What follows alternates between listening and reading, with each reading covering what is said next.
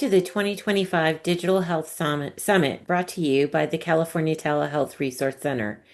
We're glad you could join us today for the Cybersecurity Fortifying Healthcare's Most Vulnerable Frontiers. As you know, the theme of this year's event is Technology Supercycle Meets Healthcare, leveraging digital health services to combat the chronic disease crisis and other major challenges. Before we begin, I'd like to go over a few tips. Next slide, please. We would like to help you navigate the conference. This session is purely for informational purposes. CTRC has no relevant financial interest or arrangement with any organizations related to commercial products or services discussed during this summit. Let's move to the next slide. Just to note that you do have to register to join each session. So if you haven't already, we're going to drop a link in the chat, and we hope to see you in our other sessions later today. And you can also register at caltrc.org, and you can navigate to the events section. Slide number 4. Let's move to the Zoom functions. We're all, I think, pros at this at this point, but you can use the Zoom functions to ask questions, post comments, and connect with fellow attendees. Use the chat feature to interact during the sessions. This session is being recorded and will be posted on the CTRC website by the end of the month. If you encounter any technical issues, reach out to a member of our team by emailing caltrc@ochin.org. And I just want to alert you all, this is going to be a conversation with our two national experts, but we are reserving time at the end of the session for Q&A.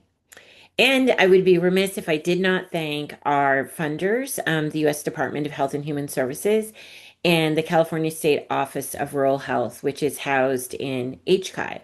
We also have co-sponsors we'd like to thank, Insure the Uninsured Project and the California State Rural Health Association. So with that, I would like to introduce our first speaker, Jennifer Stoll, a nationally respected leader in healthcare innovation and public policy. She brings deep expertise in health information technology, digital health, and payment models to drive sustainability. She is part of the National Health Services and Cybersecurity Coordination Council, and she's helping to shape national strategies to secure and modernize our healthcare infrastructure. She also serves as the Chief External Affairs Officer at OCHIN, one of the nation's largest health IT networks that serves critical access hospitals, community health centers, and other providers, and happens to be the parent of the California Telehealth Network, of which she is also the president of, and of which houses the CTRC. We are also extremely honored to welcome Greg Garcia. Greg is, along with Jennifer, one of the nation's foremost experts on cybersecurity and critical infrastructure. He is the executive director for cybersecurity at the Healthcare Sector Coordinating Council, where he leads public-private efforts to safeguard the digital health ecosystem. He previously served as the nation's first Assistant Secretary for Cybersecurity and Communications for the U.S. Department of Homeland Security, an appointment by George W. Bush, where he led key national cybersecurity and emergency communications initiatives.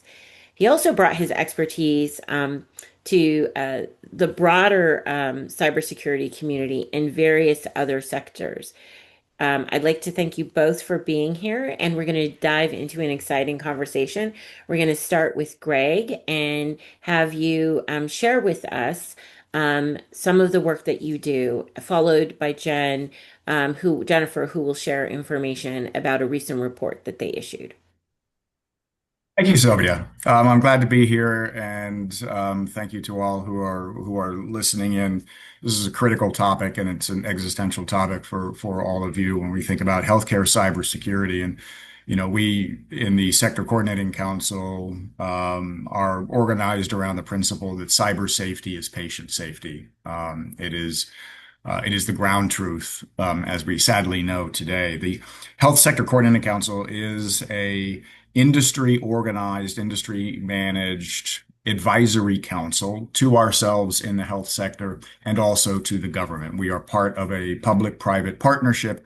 Our mission is to work together to identify and mitigate systemic threats to the security and resiliency of the health sector. And when we think of the health sector, it is, of course, all of you, the health providers, large, medium, and small, and also the other parts of the ecosystem. It's the medical technology companies, it's the pharmaceutical companies, it's plans and payers, the health IT companies, public health. All of these components of the health sector constitute this interconnected ecosystem that we need to coordinate among ourselves because something like cyber threats are a shared challenge.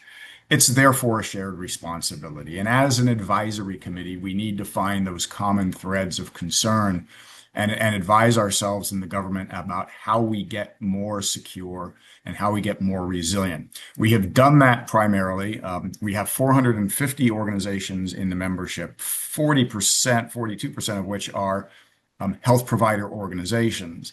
And we organize into task groups that are focused, that have been focused primarily over the past several years on developing best practices, guidance documents, um, different ways that healthcare providers and med tech and pharma payers can improve their cybersecurity, whether it's good cyber hygiene, whether it's medical device cybersecurity, whether it's incident response when a cyber attack has hit, workforce development, all of these things. They are available on our website for free at healthsectorcouncil.org. We have a flagship document for you called Hiccup. The Health Industry Cyber Practices. Volume 1 is specifically for small practices, and you can find that soon. It has been taken down temporarily at HHS while they are getting reorganized, but it is available to you. And so one of the most recent publication we have is specifically relevant and important to you all. It's called On the Edge, the Cybersecurity Health of America's resource-constrained health providers. Leading that effort, co-leading that effort is my partner here, Jen Stoll, who has served for about a year and a half now on our Cybersecurity Executive Committee, which is made up of representatives from the different subsectors across healthcare. So she's been a great leader, not just in representing all of you through OCHIN as the Chief External Affairs Officer, but also the sector as a whole, and to the government, as we need to establish a sense of trust and credibility with the government as we advise them on better policy options for how we improve our security and resiliency. So it's an eye-opening and very important white paper that we developed, and I want to hand it over to Jen now to talk about it. Well, thanks, Greg, and thanks for the introduction, Sylvia. Yeah, it's been a real privilege to really also work across the sector as part of the executive committee on which Greg runs and supports. Because we are cyber for one is for cyber for all, and as Greg said, patient safety, cybersecurity is patient safety. But yet it's the section of the delivery system, the rural and low resource providers constantly have a trouble staying current and staying up to date. And we spent several months last year thinking about how we wanted to approach interviewing providers from all over the country and their needs for cybersecurity. And we asked a lot of questions to understand their current state of play. What did they offer? What did they support? How did they approach it? Who manages the governance of these structures? And what would be meaningful from a government side to be able to support this work? Um, do you find grants meaningful? Would other things be helpful? And we learned a lot. And I think for the purposes of just setting out, before I jump into the recommendations, just setting out to say, we really focused on those that had the most resource constrained environments. And also looking at making sure their payer mix, of those that they support, predominantly focused on, supporting Medicare, Medicaid, uninsured, and also charitable care. And so we were able to interview organizations all over the country. I think it was about 40 states, right, Greg? And were represented across the country. And we had voices from critical access hospitals, FQHCs, tribal clinics, long-term care facilities, small practices, especially mental health providers, you name it. And we're going to put a link to the actual report in the chat so you have it, which was just launched 2 weeks ago. And we would love for your feedback and comment. Um, but what we learned was pretty eye-opening. And also, it didn't really matter at a high level what type of provider you were, whether you were a long-term care facility, whether you're a critical access hospital, whether you were an RHC or an FQHC. The general the general concerns were there. Um, and because of the lack of resources, no matter what your environment. So, on the slide are high level recommendations, and I really want to start in the middle about workforce because one of the things that we consistently heard were challenges with workforce. And I'm talking about the organization's workforce. How are they training, sustaining knowledge? When in this section of the delivery system, in the most under-resourced communities, we have a high level of turnover. So maybe the training you did last year, the same people aren't even in place this year. And so you have to retrain and retrain and retrain, and that's very costly. Also, can you even get somebody? It was fascinating as we were talking to many of those that were in charge of cybersecurity. They also had 10 other duties as assigned. And I know all of you on this call recognize and understand when you wear multiple hats when you're in an under-resourced environment. And so, being able to be the CISO or the security officer or the compliance officer, you're also doing a lot of other things. So it was quite fascinating what we learned around workforce. It was also fascinating to know that it is very well intended to make sure they put cybersecurity front and center, but it's always a constant battle between trade-offs. And I'm not going to go through that much more because I think Greg and you and I can talk about that a little bit more later. But this battle between trade-offs, I would love to be as cyber secure as I can, but then I need to hire a new nurse or I need to do something different. And so, how do they balance the resources that they need when it's all very, very strong? Um, the other areas, you see training on the right-hand side of this slide, training in that workforce piece. We had all sorts of very creative ways that we could fund resources in terms of training. And please take a look at what Greg is going to put in the chat and the website because there's many free resources to support your staff training available through the Health Sector Coordinating Council. And some other ideas that came up is thinking about how can we get paid to do the training? Could we innovate in CPT codes? Because that way you're not depending on grants. The other thing we heard a lot of is I don't have a grant writer. I don't have somebody who could be compliant with a program that has requirements on the back end. We heard that very consistently. So if we want a cyber secure country, we need to be able to resource the low resourced providers. And finally, the last thing we heard is around technology. And it was not uncommon for organizations to say, I have multiple points of entry and I'm on old legacy systems. It's not uncommon for them to have 3 EHRs that may not have been updated for many, many a year. And so how do they keep in touch or keep navigating a complexity of patching, a constant patching for potential breaches and backdoor penetrations. So thinking about this, we were really wrote this white paper to provide recommendations to policymakers to be able to support the needs of rural and underserved communities across the country.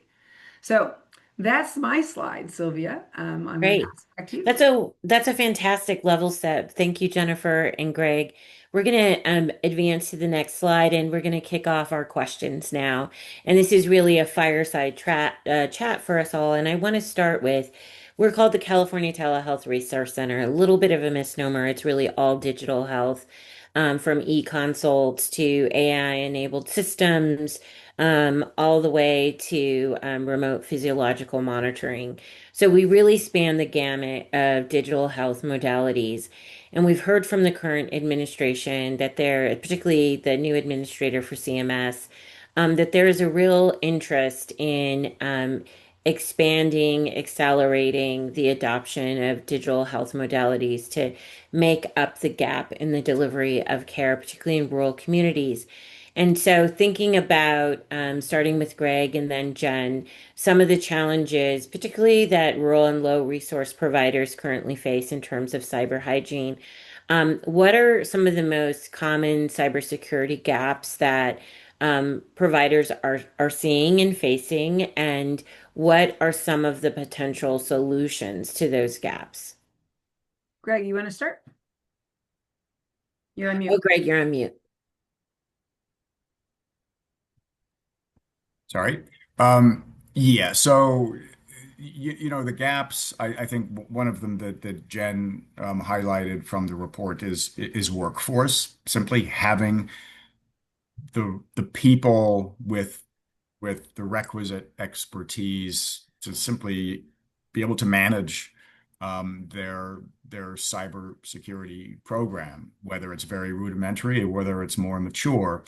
But we also did with HHS what we called a landscape analysis, a hospital landscape analysis. And it was simply looking through a whole range of surveys, different open source surveys. How are we getting beat? What are the vulnerabilities that are most frequently exploited with a successful cyber attack? And it's not actually a lot of really sophisticated stuff.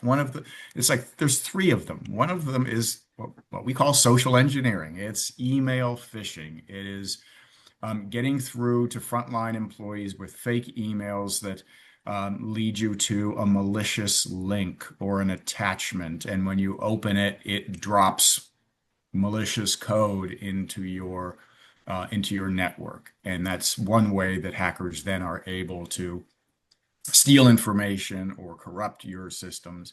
Another one is simply unpatched vulnerabilities in applications in your network that are internet facing. Whether it's payroll, maybe you're outsourcing payroll to a third party cloud provider or something. And there's different vulnerabilities that arise over time that you should be patching. Patching is sometimes hard. So that's number two. Number three is third parties. I mean, Jen mentioned that in the summary. There are third party service providers, technology providers that will connect into your network to help you run your business. But sometimes those third parties are not very secure, or they send to you a malicious file that they didn't know was infected. And that's often, if you look at the HHS Office for Civil Rights, the so-called wall of shame, where, as you know, you have to report data breaches to HHS. They put it up on their website and say what happened. And often, almost 50% of the time, it's because of third parties, business associates. So it's those three that are the biggest vulnerabilities that are exploited. And there's many ways to say to the second point of the question, what do we do about it? I think the first and most fundamental thing to do about it is get somebody in charge. even if it's only a third of their time, if somebody is in charge, they will do the right work to determine, do we have to pay for this ourselves or manage this ourselves, or should we hire an outside managed cyber security provider? Do we join a consortium of like-minded healthcare providers to pool our resources?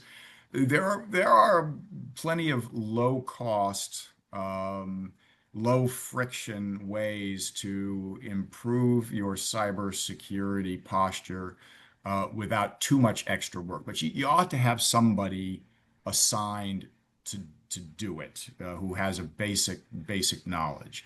That's a start, and then the rest of it starts to get a little bit more technical. How about from your perspective, Jennifer? I think Greg touched on a lot. But I think what I would add is the vulnerabilities that are also going to be added as the world becomes more, tying back into what you were saying about the CTRC, and really it's about digital modalities. The world is shifting from the traditional digital modalities to an AI-enabled world. We are worried very, very much at Ocean about a digital divide, not about whether I have broadband or not. Of course, that's a problem, but also the haves and haves nots. And thinking about cybersecurity as one of those areas as we rapidly move into the ubiquitous nature between AI and digital health, the increasing vulnerabilities that it comes with. And yes, there are opportunities for artificial intelligence to also be used for good, to change and have an opportunity to fight against the bad actors, the state actors, and so on. But the reality is, it's going to become increasingly more complex. And so, how does an under-resourced provider keep up? And that's why, just lifting up what Greg said about thinking about scale and partnering. We've been working a lot with a project that HRSA's working on around creating networks of rural hospitals and thinking about what shared services that they can be able to join together, not only from other technologies, but is cyber one of those areas where they can work together to drive scale? So thinking differently, because this section of our section of the delivery system is going to continuously be under-resourced. So we have to be creative as bad actors happen, and we also have to help them keep up with this growing digital divide, which I think, Sylvia, has been a theme of the conference today. We have. Hey, one thing I would like to add about free resources, which I neglected in the beginning. The Department of Homeland Security, CISA, the Cybersecurity and Infrastructure Security Agency, has a number of free resources, particularly for resource-constrained health providers, where they will come in, basically kick the tires, check out your digital environment, your data, your networks, and they will look at where are the gaps, what needs immediate attention. And they're not necessarily going to be able to do it for you, but it's the diagnostic service that they are providing for free. And CISA is organized to have what they call regional cybersecurity advisors. And you can go to their website and find out where yours is. It's somebody who serves 2 or 3 or 4 states in a region. And they can be your first point of contact, your conduit, and you can ask them for that help. Just come in and tell me what's wrong. It's like a dental exam. And then you got to figure out whether you need a root canal or just a filling. And you got to figure out how to pay for Yeah, it. that's right.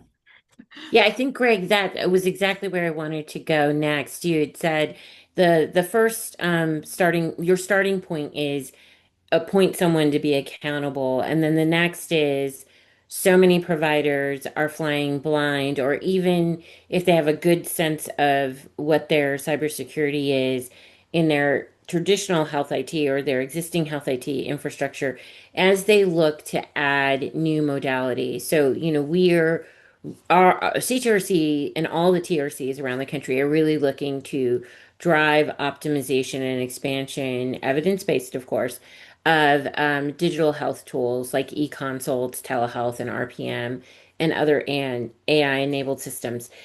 So really the question around having someone who's accountable, then having your foundational assessment done to really figure out where your gaps are, and that's a critical resource. We're going to drop a link in there. One of my colleagues, Rebecca, is going to get that in the link for our participants. Um, and then really the third step is what Jennifer touched on, which is okay, now you have someone accountable, you know where your gaps are and where your opportunities are. Now what can you do about it? And that brings me to the role of vendors and really what should be the conversation. I'm a small practice. I want to work with either a telehealth vendor or an RPM vendor. What are the questions I need to be asking of my vendor to ensure that I'm not exposing myself through one of these third-party vendors? Where do I look for those resources to ask those questions? I can start, and we do have, and there can be a lot of questions. Um, on our website, which I did post in the chat at healthsectorcouncil.org under the cyber practices tab, where all of our publications are. One in particular um, is called the model contract. It would be under the category of secure medtech. And the model contract is we essentially had a pre-negotiation between major health delivery organizations and medical technology companies, including digital technology, to say, this is what a good contract should look like as it pertains to good cybersecurity terms and conditions. What should the health provider expect from the vendor as to what kind of product they're delivering to them, the security of that product or the security of the service. And this is what the medical technology company can be held accountable to. This is what the health provider should be held accountable to. So it was a pre-negotiation and it's available to you. And you can start there and just look at what are reasonable expectations for you to demand of your vendors. And sometimes you're not going to have the leverage because they've got hundreds of customers in many other sectors. And hey, don't ask me to customize my product just for your needs. That is a common tension between health providers and technology vendors. But if you start at least being aware of the different kinds of concerns you ought to be cognizant of, you're letting your vendors know that they just can't sell you snake oil. And Jennifer, to follow up on that, um, there's the worst case scenario where, you've assigned a person to be accountable, you've done your gap analysis, you've been leveraging resources, but you are the victim of a breach. So what kind of mitigation measures can you put in place? And what is the status of insurance? For folks who have been the target and victim of a cyber event, especially if they're a small community provider or a rural hospital. Yeah, I'm going to defer the first part of that question to Greg about mitigation strategies. I think he's a better position to be able to respond to that. One of the things that we repeatedly heard, and we did ask about during the interview for the white paper for the rural communities needs, is the issue of cyber insurance. A couple of things came up. First of all, affordability is a key problem. And secondly, not having a clue how much to buy, what it paid for, what it did, right? Um, and so there was a lot of questions about the need for standardization and potentially support and even subsidies of thinking about cyber insurance. even the value proposition, if you're basically, thinking about self-insuring, right? And that's what a lot of organizations are just doing. Like, I can't afford that premium, I'll just self-insure. So we heard that consistently, that cyber insurance was very, very tricky, tricky to navigate, tricky to understand what you're actually purchasing, how much to actually buy, what would it cost, if you were to have a cyber breach, and what it actually did. But Greg, I'd love for you to speak about mitigation strategies once there is a breach. Okay. So that can we have a product for that too. Um, Mitigation strategies. There's a lot that happens once you have a breach that, such as a ransomware attack, that could actually disrupt your operations, disrupt your patient care. Um, in in on our website, under the best practices of respond and recover, there are a couple of resources there on what do you do when you are facing an outage, sometimes a long-term outage of days or even weeks? How do you go to a paper-based process? How do you delegate management responsibilities when normal workflows have been disrupted? Uh, there's another publication called the Executive Checklist for incident response. You have senior executives in your organization who are busy running the business, and they are not the technical and operational experts to be able to respond and recover and bring back online systems that have been brought down. Um, but they are ultimately responsible. So what are the right questions for them to ask? Um, and with the answers to those questions, uh, they're able to make informed decisions. Because when you are in the midst of a crisis, if you don't have clear roles and responsibilities that you have assigned ahead of time on the principle that it's not if but when you're going to get hit, then if you don't have those in place and you haven't practiced them once or twice throughout the year, um, then you're going to be left scrambling. So best mitigation is to uh, prepare in the eventuality that something does happen, have those roles and responsibilities, have a incident response manual that you will practice.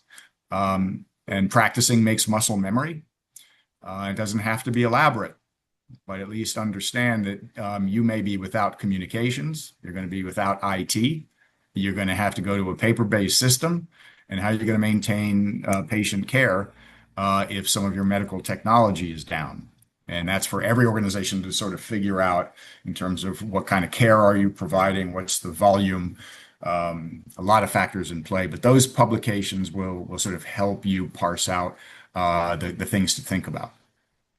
So, Greg and Jennifer, earlier today we had several really fascinating panels like this one, and they are all interrelated. And it was really encouraging to see folks super interested in e-consults, from primary care clinicians to specialists, leveraging how their health information technology to expand specialty care access.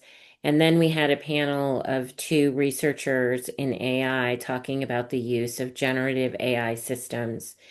And we invited those folks because there's an interest and a need, a lack of specialty care access in rural communities in particular, and low resource communities. And one of the things that struck me in the conversation with the AI experts is the issue of regulatory oversight for safety and efficacy is we're quite a ways off from figuring that out. But what I've been hearing as I've presented around California with providers who are either rural or low resource, there is a tremendous, if not interest, there's already actual use of generative AI tools. So it's like I have no access or I'm going to use these generative AI tools. I'd like to explore just a little bit further with both of you. What does that mean in terms of people moving outside of a HIPAA controlled environment, and maybe going around their organizational policies for generative AI systems when it's around direct patient care or patient health information?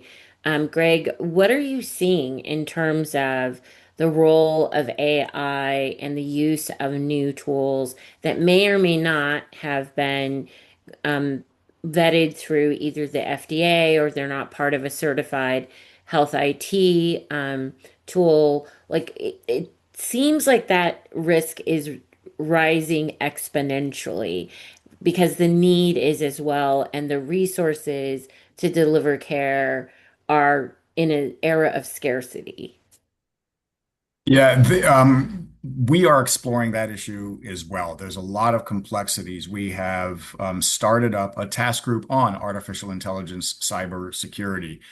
We just kicked it off not too long ago, so we are breaking it out into bite-sized pieces because there's different things to think about. There's simply AI governance. There's AI um, third party risk and incident response. There's a variety of different areas, and I do know that for all the discussions taking place in that task group, there is a lot of caution, but there's also some promise. In fact, the Health ISAC, the Information Sharing and Analysis Center, sort of a sister organization of ours, they're involved in, they're like the firefighters, they're incident response and information sharing. They just released a report on AI cybersecurity. It really highlighted that AI can obviously present cybersecurity risks, cybersecurity threats, phishing emails, ever more sophisticated and looking absolutely genuine.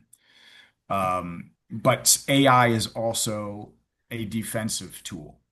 And we need to look into some of those defensive tools that can help you with, identity verification, with biometric liveness, like detecting deep fakes, or yeah, behavioral biometrics, the behavior of your employees when they are online, fraud detection, identity governance, all of these things, AI can serve as a very powerful defensive tool. And so I think a lot of health providers are initially looking at that and being careful about how AI is being used in a clinical environment, and how you protect against that. So really, the jury is out. It's constantly evolving, and it's just moving so fast. And to have a task group that's trying to deal with that, we're bringing the best and brightest to the table. But it's complicated. It's complex. So I don't know if to answer the question, but I'd like to hear Jen's view as well.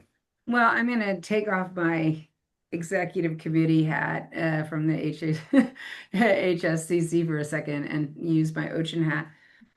What I would say is right now, when it comes to patient data, the provider has all the responsibility to protect it.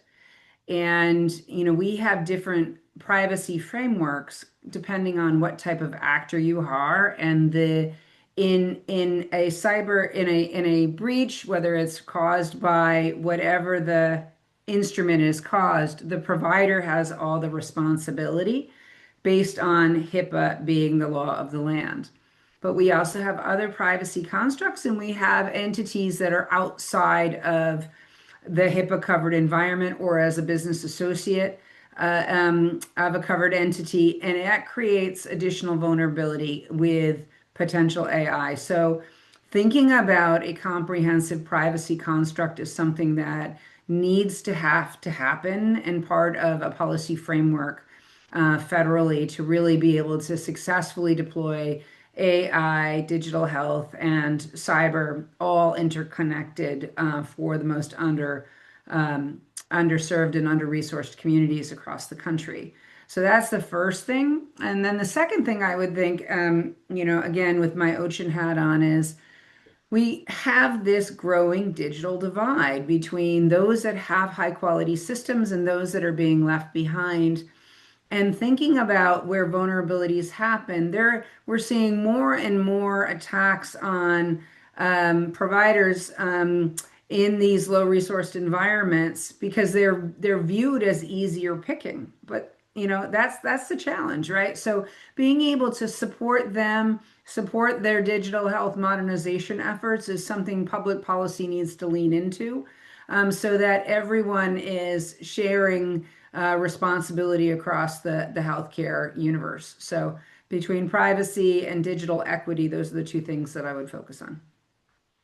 Jennifer and Greg, I think that's a perfect closeout point and right on time. And Jennifer, I just want to give a nod to that, especially as we're starting to see the line blurred between the brick and mortar traditional healthcare delivery system and the models around health in the um, consumer environment, and those are quickly starting to blur along with social services and community-based organization. And so I think now more than ever, what you have said rings more true that we have to have a framework that reduces complexity. And we know here at CTRC, it's really challenging in our state when you have state regulation, federal regulation.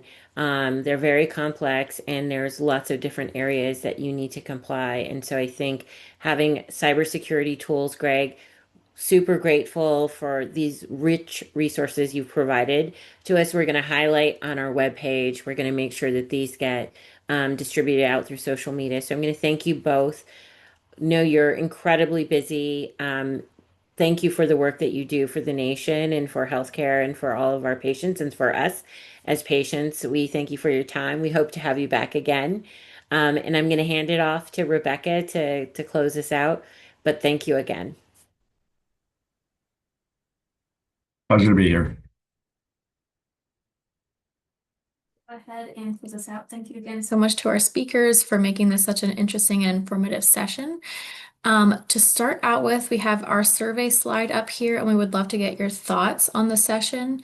So if you could go ahead and launch the survey now, that would be great. So people can take a few minutes to look at that while I am going through the rest of the slides. So these surveys are very helpful to hear your thoughts and ideas. Let us know if we're meeting your needs, if there are any questions that you have afterwards. So you can fill it out while we're going through the rest of the items. The next slide you can see is about ongoing support. You can make sure to check out our website at caltrc.org for events, webinars, on-demand resources, and more, or reach out to us directly at caltrc@ochin.org. The next slide will show an upcoming event. We are co-hosting our first Healthcare AI Bootcamp with both virtual and hybrid sessions from June through August. And registration is going to be opening up soon on June 1st, which you will be able to access through the link on the slide on June 1st, and we will put it in the chat as well. And lastly, you can sign up for our newsletter. Subscribe to our monthly newsletter to receive the latest updates on available training, webinars, and on-demand resources. So again, please feel free to take a moment to fill out this survey. And that is all that we have for you for this session. Again, I want to thank our speakers, and we will go ahead and close it out here. Thank you all. Thanks.